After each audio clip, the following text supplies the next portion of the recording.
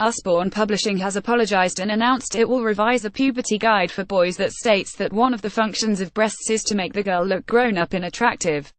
Published in 2013, Growing Up for Boys by Alex Frith is described by Usborne as a frank and friendly book offering boys advice on what to expect from puberty and how to stay happy and confident as they go through physical, psychological and emotional changes.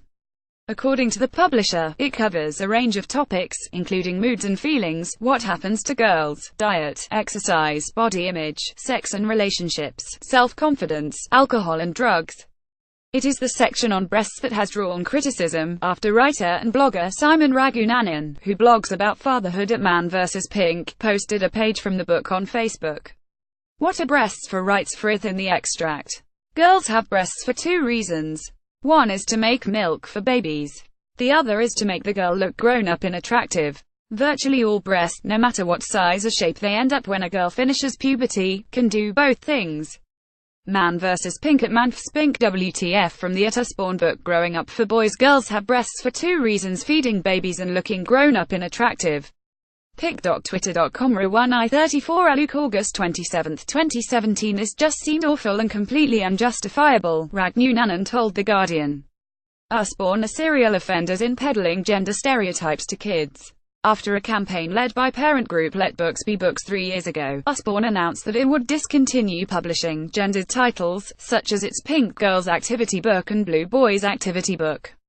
The criticism of Growing Up for Boys spread to Twitter, and then to Amazon, where the title has received a swath of one-star reviews in the hours since Man vs. Pink highlighted it. Reviewers described the book as sexist, with one asking, "Surely we can do better than this, in terms of what we teach our sons." Claire Nichols, a teacher from Bristol who criticized the book on Twitter, said that she approved of the book as a resource for children, and praised its position on breastfeeding. Teaching young boys that breasts are for feeding babies and even acknowledging that not all women can, is fantastic, she said. But Nichols said that describing the other purpose of breasts, to make the girl look grown-up and attractive, was extremely problematic, because it reinforces the sexualization of breasts which makes girls and women self-conscious. The other huge issue is the false equivalence of developed breasts with attractiveness and being grown-up, she added. The grown-up statement is troubling. There are girls of 13 with developed breasts.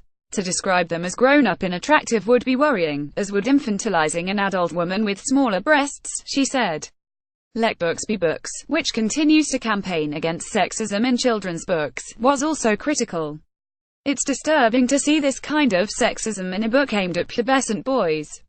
It suggests that girls' bodies are for boys to look at, which is not the kind of message we'd expect publishers of children's books to want to send out, said Tricia Lowther from the campaign group. Fen Coles, co-director at Letterbox Library, a children's bookseller specializing in inclusive and diverse books for schools and parents, also found the page problematic.